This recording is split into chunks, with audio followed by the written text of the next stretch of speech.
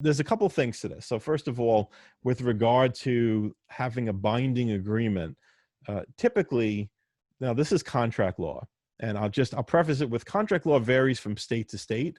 And I'm an attorney licensed in the state of New York, but not in, Colorado or other places like, or other states. So it could be a different answer.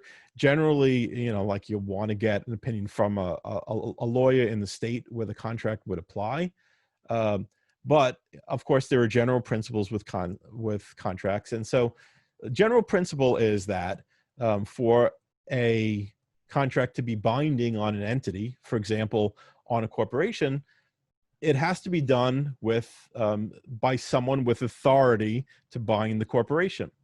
So the question is, does that employee have the authority to bind the corporation in the contract? And I don't know the answer to that. There's different rules for when someone has actual authority. There's something that's considered apparent authority. When, the corporation is making it look like that person has authority, they might be bound to it, even if the person didn't actually have the authority. So it could be a little complicated. But when it comes to NDAs, I think there's a practical matter that comes about. So first of all, to me, NDAs are not a solid way to protect an idea. An NDA is a contract where someone promises that they're not going to steal your idea. They promise that they're not going to use it for anything other than the purposes of working with you. And that's great. But the issue is, like, if you then saw the product on the market from some third party at some later point, the only way you could prevail is if you proved that it came from the person who signed the NDA or from the company, let's say, that was bound by the NDA.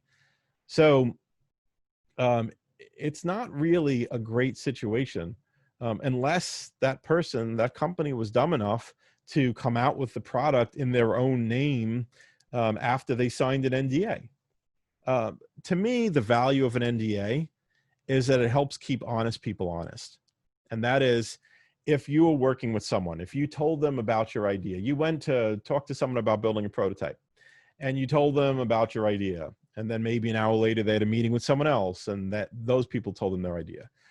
Maybe at lunchtime, they're talking with their colleagues, and they're like, "Hey, anything interesting today?" "Yeah, I had a couple in there today, and they had this cool idea." And so they might just be casually talking about your idea to other people, not because they were meaning to do you harm, and not because they were kind of looking to steal your idea, but just because they were casual about it. So that same person, if you had them sign an NDA, it has them think twice. Oh, like, that's right. This is a confidential idea. This is something that was disclosed to me under circumstances where they were expecting me to keep it confidential. So where that person, who wasn't really intending to do harm, signed an NDA, they would think twice about talking to other people about it, because they're like, "Oh, that's right. This was confidential. Like, that was done under an NDA." So as I said, NDAs help keep honest people honest. It reminds people, hey, this is supposed to be confidential. So that's the value of it. So then, just coming back around to your question about what about when it's an employee, or does it have to be the principal? I don't know. I think you have to get pretty far down the road for that to really be the issue. I mean, I think generally, if you have an employee signing it and it's serving that purpose of helping keep honest people honest, I think that it's probably done in a culture or a situation where that company, that employee, they all know, hey, we're supposed to keep this confidential. And again, regardless of the answer to this question, whether they wanted to do something nefarious with your idea, they probably would. And so whether it's actually binding the corporation or not, like, that's an issue to be litigated, down the road. But it's not like, to me, it's not what really matters here.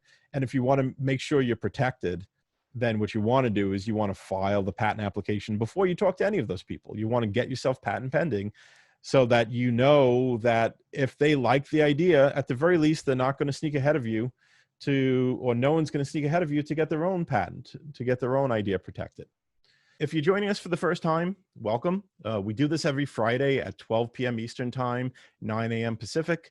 You can click the link in the post to be invited to join us on the Zoom so you could then ask me anything about patents and trademarks.